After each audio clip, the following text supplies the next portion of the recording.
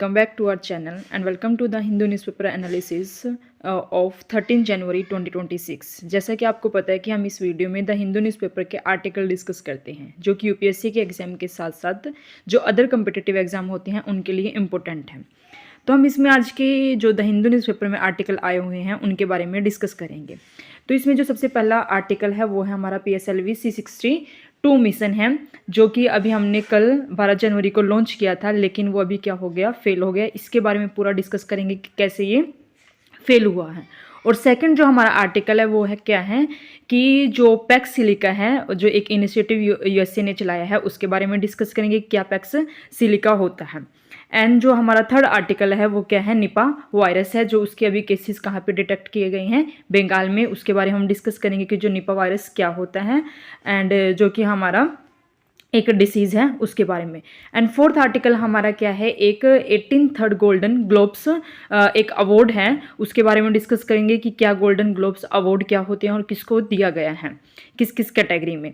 तो इसके बारे में हम डिस्कस करेंगे। तो आज का हमारा फर्स्ट आर्टिकल है कि PSLV C62 strays from flight path fail to launch satellite. कि क्या हो गया, जो हमने कल 12 जनवरी को ये PSLV C62 लॉन्च किया था, जो कि हमारा एक रॉकेट था, जो एक सैटेलाइट हमारा EOS N1 को लॉन्च कर रहा था, EOS N1 को। यानी कि जो हमारा क्या था कि एक हम अर्थ ऑब्जर्वेशन सैटेलाइट था, जो कि हमें बताएगा कि अर्थ पर क्या चल रहा है, कैसे अर्थ का क्लाइमेट चेंज हो रहा है, क्या उसके जो सी लेवल है वो डिक्रीज इंक्रीज कैसे क्या हो रहा है, इसके बारे में पूरा हमें डिटेल देता। जो कि किसने लॉन्च किया था, इंडियन स्पेस रिसर्च ऑर्गेनाइजेशन, यानी कि जो हमारी इसरो है उसने लॉन्च किया था।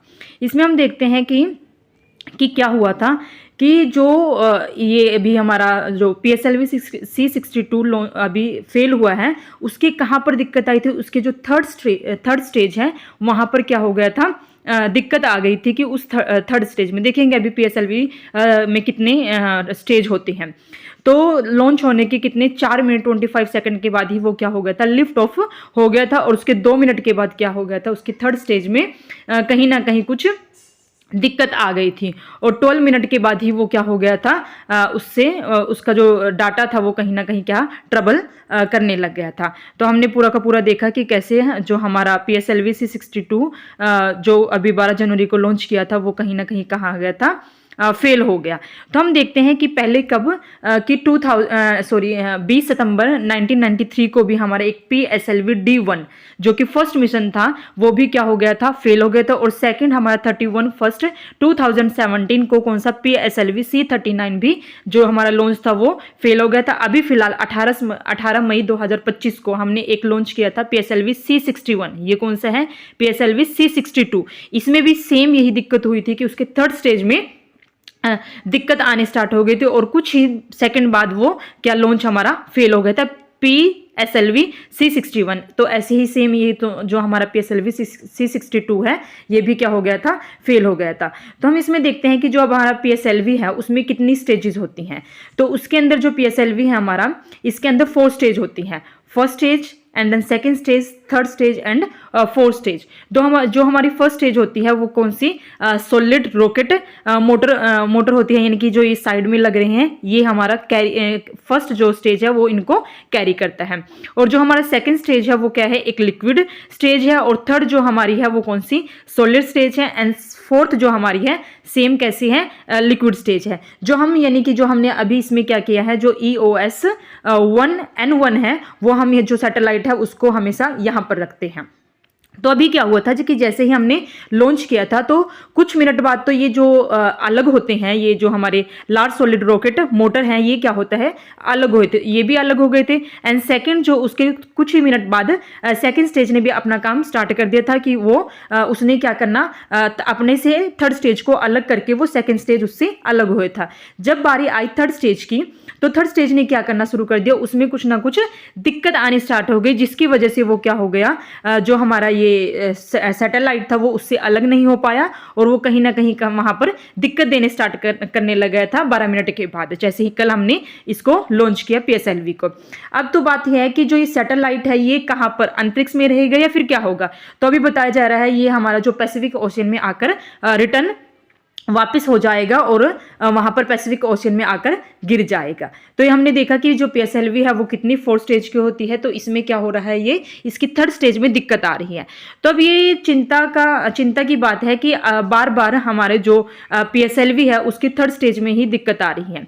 तो उसके बारे में हम देखते हैं कि जो इसरो हमारा है, जो इंडियन स्पेस रिसर्च ऑर्गेनाइजेशन है, वो जाना ही इसलिए जाता है कि वो PSLV को सस्ते रेट में क्या करते हैं कि लॉन्च, जो हमारे सैटेलाइट हैं उनको लॉन्च करता है। अभी हमने देखा है कि जो नासा है उन्होंने भी अभी PSLV के थ्रू अपनी जो ब्लू बर्ड सैटेलाइट है, यानी कि जो हम उसके इंटरनेट प्रोवाइड करेगा, उसमें हमने PSLV को जो उनकी ब्लू बर्ड सैटेलाइट को PSLV के थ्रू लॉन्च किया है।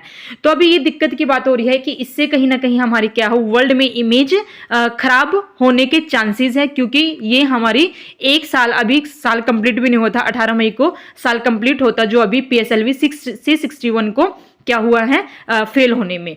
तो ये कहीं ना कहीं देखा जा रहा है कि कहीं हमारी वर्ल्ड में इमेज इंडिया की जो वो खराब ना हो जाए, कि हमारा जो PSLV है वो काम दिन पर दिन क्या कर रहा है, खराब करते जा रहा है। तो देखा जा रहा है कि अभी क्या होगा क्या नहीं। वैसे तो हम इसरो है जो हार नहीं मानता, वो दिन पर दिन क्या कर रहा है, आगे से आगे अपना काम करता रहता है। क्योंकि अभी जो हमारा चंद्रयान 2 था उसमें भी क्या हो गई थी, प्रॉब्लम हो गई। तो हमने अभी साउथ पोल पर जो चंद्रयान 3 को लॉन्च किया है, वहां पर इंडिया ऐसा पहला देश है जिसने पहली बार साउथ पोल पर क्या किया है, अपने सैटेलाइट को लॉन्च किया है। तो हम देखेंगे कि जो PSLV 662 है, तो इसमें क्या, कल हमने इसको लॉन्च किया था, जो कि कहाँ से लॉन्च किया था, सतीश धवन स्पेस सेंटर से इसको लॉन्च किया था। और इसमें कहीं ना कहीं जो 1st स्टेज भी, 2nd स्टेज ने भी काम सही किया, बट 3rd स्टेज में आकर क्या हुआ गया, उसका एंड हो गया।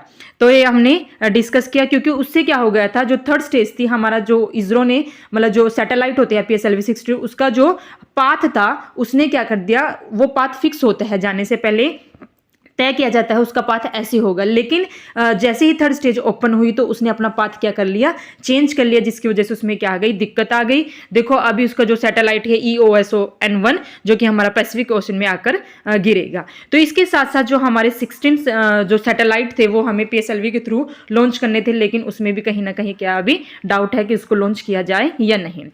तो हमने देखा कि जो PSLV है उसमें कितने स्टेज होते हैं, 4 स्टेज उसके अंदर होते हैं, जो कि सॉलिड और लिक्विड के होते हैं। जो 1st और 3rd स्टेज होता है वो हमारा सॉलिड का होता है, और जो 2nd और 4th स्टेज होता है वो किसका होता है, लिक्विड स्टेज होती है। तो अभी हमने देखा है कि जो हमने PSLV 661 में लॉन्च किया था वो भी फेल हो गया, और साथ में जो हमने अभी जनवरी 2026 में लॉन्च किया है PSLV 62 वो भी अभी क्या हो गया, हमारा फेल हो गया। तो बैक टू बैक जो PSLV मिशन है वो क्या होते जा रहे हैं, हमारे फेल होते जा रहे हैं। तो कहीं ना कहीं जो हमारा वर्ल्ड के थ्रू देखा जाए तो ये एक समस्या है कि वो कैसे काम करते रहा है, क्योंकि इससे क्या होगा, दुनिया भर में हमारा विश्वास जो PSLV को लेकर है वो कहीं ना कहीं क्या होता, अब कम होता दिखाई देगा।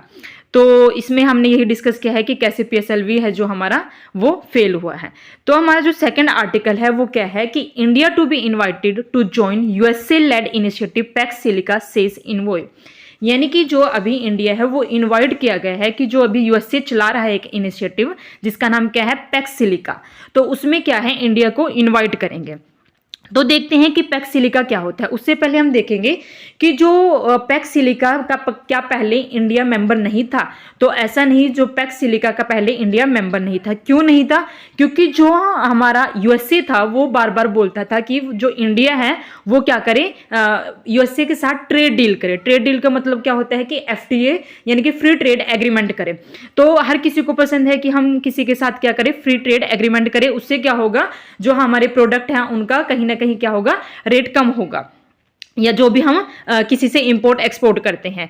तो यहाँ पर जो USA करना चाह रहा था इंडिया के साथ ट्रेड डील, वो किस फील्ड में करना चाह रहा था? वो फील्ड में करना चाह रहा था एग्रीकल्चर की फील्ड में, कि इंडिया जो है, जो USA है वो इंडिया के साथ क्या करे, एग्रीकल्चर की फील्ड में FTA करे। तो अब यहाँ पर समस्या ये थी कि अगर USA के जो एग्रीकल्चर के प्रोडक्ट है वो आकर इंडिया में बिकेंगे तो वो क्या होंगे, ऑटोमेटिकली सस्ते हो जाएंगे। तो इंडिया क्या कहता था कि हम ऑटोमेटिकली जो इंडिया है वो एग्रीकल्चर की फील्ड में एक अपनी जगह बना रखी है कि हम हर चीज अपनी इंडिया में उगाते हैं, वहीं पर खाते हैं। तो एग्रीकल्चर की फील्ड में हमारा इंडिया है नंबर 1 है। तो यूएसए क्या बोलता था कि तुम हमारे साथ एग्रीकल्चर में क्या करो, एफटीए करो, और जिससे जो यूएसए के प्रोडक्ट होंगे वो इंडिया में एक अच्छी खासी बिकेंगे। अच्छी खासी का बिकने का मतलब है कि सस्ते बिकेंगे। तो यहाँ इंडिया की जो पीपल हैं वो क्या करेंगे, यूएसए के प्रोडक्ट को खरीदेंगे। तो वहां उससे क्या नुकसान होगा कि जो इंडिया के प्रोडक्ट है वो कहीं ना कहीं क्या हो जाएंगे, लॉस में हो जाएंगे। तो इसकी वजह से हमने क्या किया था, उनके साथ ट्रेड डील करने से मना कर दिया था, जिससे क्या हो रहा, अभी टैरिफ भी दिन पर दिन जो है यूएसए बढ़ा रहा है। अभी अभी हाल फिलहाल में क्या हुआ है, जो न्यूजीलैंड है वो भी एफटीए करना चाह रहा था, किसके साथ, इंडिया के साथ। किसको लेकर, जो हमारा डेयरी प्रोडक्ट है उनको लेकर हम क्या वो जो न्यूजीलैंड है वो डेयरी प्रोडक्ट के लिए एफटीए करना चाहता, बट इंडिया ने साफ इनकार कर दिया कि एफटीए करना है तो कीजिए, बट हम डेयरी मिल्क के लिए बिल्कुल भी क्या करेंगे, एफटीए नहीं करेंगे, क्योंकि हमारी एक अच्छी खासी जो हमारा प्रोडक्शन है वो इंडिया में ऑलरेडी है। हम अपने जो न्यूजीलैंड के प्रोडक्ट हैं वो यहाँ पर बिल्कुल भी नहीं बेचेंगे। तो वहां से भी हमने एफटीए को बिल्कुल ही इनकार कर दिया था। लेकिन अभी हमने न्यूजीलैंड के साथ डेयरी मिल्क को छोड़कर क्या कर लिया है, हमने वहां पर एफटीए कर लिया है न्यूजीलैंड के साथ। तो ये सबसे बड़ा जो हमारा था, यूएसए के साथ एक ट्रेड डील चल रही थी जिसके लिए हमने साफ इनकार कर दिया, जो कि एग्रीकल्चर को लेकर थी। तो अब हम इसमें देखते हैं कि अभी कि मेंबर बनाने की कोशिश की जा रही है पैक्सिलिका में, किसको, इंडिया को। सबसे पहले हम देखते हैं कि पैक्सिलिका होता क्या है। जो पैक्सिलिका है वो एक तरह से कि हम टेक्नोलॉजी को बढ़ावा देंगे, इसके लिए एक अलायंस बनाई जा रही है कि हम क्या करेंगे, एक सेकेंड, कि जो पैक्सिलिका है वो हमारा इस कैटेगरी में इसको किया जा रहा है। तो जो पैक्सिलिका है वो एक तरह के क्या है, 8 नेशन का अरेंजमेंट है, एक कोऑपरेट है, चलाई जा रही है, जो किस किस के लिए है, सेमीकंडक्टर को कोऑपरेट करने के लिए, क्रिटिकल मिनरल्स को, और साथ में आर्टिफिशियल इंटेलिजेंस को। तो इसके अंदर कितने मेंबर है, 8 मेंबर्स हैं, और जिसमें अभी बात चल रही है कि वो इंडिया को भी मेंबर बनाएंगे। तो जो पैक्सिलिका है इज ए यूएसए लेड, यानी कि किसके द्वारा चलाया जा रहा है, वो यूएसए के strategic initiative to build a secure, prosper and innovation driven silicon supply chain, यानी कि एक तरह से ये चेन बनाई जा रही है कि जो कि हमारी टेक्नोलॉजी को बढ़ावा देंगे, क्रिटिकल मिनरल्स को, सेमीकंडक्टर्स को, जिससे कि पता है कि हमारे बैटरीज वगैरह में यूज किए जाते हैं, क्रिटिकल मिनरल्स जो कि हम टेलीविजन बनाने के लिए यूज करते हैं। तो इन सभी को हम क्या करेंगे, एक तरह से प्रोत्साहन देंगे कि हम इनको बढ़ावा दें। तो दूसरा है कि इसके अंदर जो पैक्सिलिका है उसके अंदर कौन कौन सी कैटेगरी है। तो फर्स्ट है Japan, Republic of Korea, Singapore, Netherlands, UK, Israel, UAE and Australia. ये हमारे क्या है, सारे मेंबर है किसके अंदर, पैक्सिलिका के अंदर है। तो इसके अंदर हम देखते हैं कि the initiative respond to the growing demand to deepen economy and technological cooperation with the USA, यानी कि हम क्या करेंगे, इकोनॉमी के साथ साथ जो टेक्नोलॉजिकल कोऑपरेशन चलाते हैं यूएसए के साथ, उसमें हम क्या करेंगे, एक तरह से बढ़ावा देंगे, किसको, यूएसए के साथ मिलकर अपने पैक्सिलिका को। तो अब इसमें हम देखते हैं कि जो पैक्सिलिका है उसकी एक न्यू टेक अलायंस बन रही है। न्यू टेक अलायंस बन रही है किस किस के, अभी हमने देखा है कि इसके अंदर यूके है, ऑस्ट्रेलिया है, इजराइल है, ये सारे इसके अंदर मेंबर हैं। तो इसमें सबसे पहले है जो ये हमारा पैक्सिलिका है वो किसके द्वारा चला रहा है, किसका इनिशिएटिव है, यूएसए का इनिशिएटिव है, जो कि एक अलायंस बना रहा है। An initiative to build a secure and innovative global silicon supply chain, एक सप्लाई चेन है जो कि हमें क्रिटिकल मिनरल्स में, सेमीकंडक्टर में, सब में क्या करेगा, हेल्प करेगा। दूसरा इसका जो प्राइमरी गोल है, ये वेरी वेरी इंपॉर्टेंट है। प्राइमरी गोल क्या है कि जो काउंटर चाइना डोमिनेंस, यानी कि जो चाइना का डोमिनेंस है उसको कम करने के लिए ये एक तरह का अलायंस लेकर आया गया है। कि जैसे कि अभी चाइना को देखा जाता है कि वो क्रिटिकल मिनरल्स में भी भरपूर अपना बढ़ावा मदद कर रहा है, साथ में वो किसमें माहिर है, वो हमारा सेमीकंडक्टर यानी कि चिप्स वगैरह बना रहा है, उसमें भी क्या है, एक तरह से जो चाइना है वो नंबर 1 पर है। तो इसमें इसी को काउंटर करने के लिए एक तरह से क्या लेकर आए हैं, हम पैक्सिलिका लेकर आए हैं। अब हम देखते हैं कि जो इंडिया की पोजीशन है वो क्या है। तो इंडिया को एक अच्छी सप्लाई चेन बनना चाहिए कि क्योंकि हमारे पास क्या है, एक तो सेमीकंडक्टर बहुत कम है, और साथ में क्या है, जो हमारे पास क्रिटिकल मिनरल्स हैं उनकी भी बहुत ज़्यादा कमी है, तो हमें कहीं ना कहीं पैक्स सिलिका को ज्वाइन करना चाहिए, जिससे हमें सेमीकंडक्टर मिलेगा और साथ में क्रिटिकल मिनरल्स में भी हमें कहीं ना कहीं हेल्प होगी। तो ये हमारे क्या थे, इसके पैक्स सिलिका के गोल थे। और साथ में जो इसके फाउंडिंग मेंबर है वो कौन है, यूएसए है, और 8 allies like Japan, South Korea and Netherlands जो हमने ऊपर अभी डिस्कस किए हैं। तो इसका जो एक तरह से पाथ देखा जाता है कि टू फ्यूचर मेंबरशिप, तो India could join later similarly to its delayed entry into the mineral security partnership, की बोला जा रहा है कि बाद में इसको इंडिया ज्वाइन करेगा, लेकिन इससे हमें कहीं ना कहीं किसमें, मिनरल्स में और जो सेमीकंडक्टर हैं उनमें क्या होगा, एक तरह से हेल्प मिलेगी। हमें इसको क्या करना चाहिए, ज्वाइन करना चाहिए, जो कि अभी बात चल रही है कि हाँ यूएसए है जो कहीं ना कहीं इसको इंडिया को पैक्स सिलिका में ज्वाइन करवाना चाहता है। तो ये हमारा पूरा का पूरा पैक्स सिलिका था कि कैसे इंडिया के लिए इंपॉर्टेंट है, और साथ में चाइना को काउंटर करने के लिए हम इसको पैक्स सिलिका को लेकर आ रहा है, जो कि 8 मेंबर्स का अलाय है। और इसके अंदर जो हमने देख लिया मेंबर कितने हैं। तो आज का हमारा जो थर्ड आर्टिकल है वो किसके ऊपर है कि अभी क्या है, centre steps in as 2 Nipah cases detected in Bengal, यानी कि बंगाल के अंदर हमने क्या देखे हैं, 2 निपाह के केसेस देखे हैं। तो जो कि हमारा यूपीएससी के एग्जाम के लिए इंपॉर्टेंट है। डिसीज कोई भी अगर आती है तो वो यूपीएससी के एग्जाम के लिए इंपॉर्टेंट होती है, क्योंकि उससे बहुत सारे क्वेश्चन बनते हैं। तो सबसे पहले जैसे कि यूपीएससी में देखा जाता है तो यही पूछा जाता है कि जो कोई भी वायरस या कोई भी डिसीज आती है तो वो कौन सी डिसीज है। तो जो हमारी निपाह वायरस है वो एक तरह की क्या है, जूनोटिक वायरस डिसीज है। जूनोटिक का मतलब क्या होता है कि जैसे किसी एनिमल में अगर वो वायरस है तो वो किस में ट्रांसमिट होगा, ह्यूमंस में, एंड देन फिर वो किस में, ह्यूमन टू ह्यूमन वो ट्रांसमिट होता रहेगा। तो जो हमारी निपाह वायरस है वो भी किस में है, जूनोटिक वायरस है, जो कि ट्रांसमिट होती है फ्रॉम एनिमल्स टू ह्यूमंस में। तो एनिमल्स कौन सा है, वो जिसमें ये जो निपाह वायरस है वो पाया जाता है, वो एक तरह से बैट में, यानी कि फ्रूट बैटी जिसे हम वो क्या बोलते हैं, चमगादड़ बोलते हैं, उसके अंदर ये वायरस पाया जाता है। तो इसमें यही बताया गया है कि ये एक तो हमारा एनिमल्स टू ह्यूमन फैलता है, और साथ में ये ट्रांसमिट होता है through contaminated food and directly between people. एक तो ये ह्यूमंस टू ह्यूमन फैलता है, और साथ में अगर कोई दूषित भोजन है तो उससे भी ये निपाह वायरस फैलता है। तो ये हमने देखा कि उसके बाद हम देखते हैं कि जो निपाह वायरस है उसका ओरिजिन कहाँ था, यानी कि सबसे पहले ये कहाँ देखा गया था। तो सबसे पहले जो निपाह वायरस था वो 1999 में मलेशिया में कहाँ देखा गया था, उस पिग फार्मर में, यानी कि जो सुअर का किसान था उसके अंदर इसको सबसे पहले देखा गया था। और 2001 में ये बांग्लादेश में, and same time it is also found in eastern Indian, 2001 में बांग्लादेश में, और साथ साथ में जो हमारी ईस्टर्न इंडिया है उसके अंदर इसको देखा गया था। फिर बाद में ये क्या हो गया था, ग्लोबल स्प्रेड हो गया था, जैसे कि कंबोडिया, घाना एंड थाईलैंड में फैल गया था। और उसके बाद अगर हम इंडिया में देखें तो इसमें ये जो फर्स्ट निपाह वायरस जो हुआ था वो कहाँ पर, सिलगुड़ी, यानी कि वेस्ट बंगाल में, ये सिलगुड़ी में देखा गया था 2001 में। तो उसके बाद ये आउटब्रेक होता चला गया 2007 में, तो ये पूरे इंडिया में, ये हमारा साउथ साइड में भी ये फैल गया था। केरला में इसमें देखा गया है कि ये उसमें फैल गया था। अभी ये कहाँ पर है, हमारा वेस्ट बंगाल में कहीं 2 अभी केसेस मिले हैं। तो हम देखते हैं कि कैसे ह्यूमंस बॉडी में कैसे फैलता है।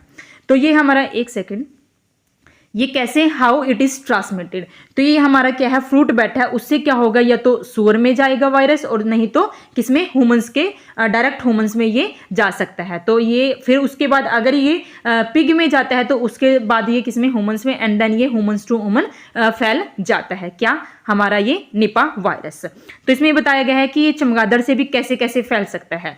तो चमगादड़ के यूरिन के थ्रू ये फैल सकता है, ब्लड के, स्लाइवा के और गुआना के थ्रू ये क्या होता है, पिग में और डायरेक्ट ह्यूमंस में फैल सकता है, और उसके बाद ये ह्यूमंस टू ह्यूमन फैल सकता है निपाह वायरस।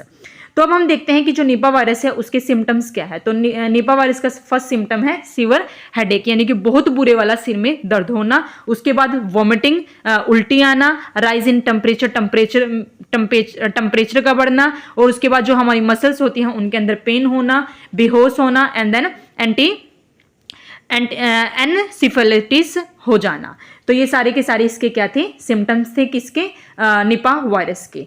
तो अब हम इसमें देखेंगे कि जो हमारा 4th आर्टिकल है वो क्या कहता है कि 4th आर्टिकल है जो कि हमारा गोल्डन ग्लोब्स अवार्ड के बारे में है। कौन सा गोल्डन ग्लोब्स है, 83rd गोल्डन ग्लोब्स है।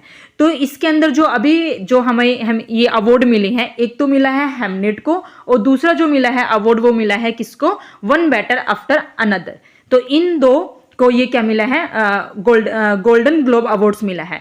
तो जो हमारा ये जो जो ये हमारा वन बैटल आफ्टर अनदर है, ये एक तरह से क्या है, ये हमारा कॉमेडी कैटेगरी है, और साथ में जो हमारा हेमनेट है वो एक क्या है, ड्रामा है। तो इन दो में इसको मिला है। तो इसमें जो ये गोल्डन ग्लोब होता है दो कैटेगरी में दिया जाता है, एक कॉमेडी कैटेगरी में और दूसरा ड्रामा कैटेगरी में। तो ये जो हेमनेट है वो हमारी ड्रामा कैटेगरी है, और जो हमारी वन बैटल आफ्टर अनदर है ये हमारी क्या है, कॉमेडी कैटेगरी है।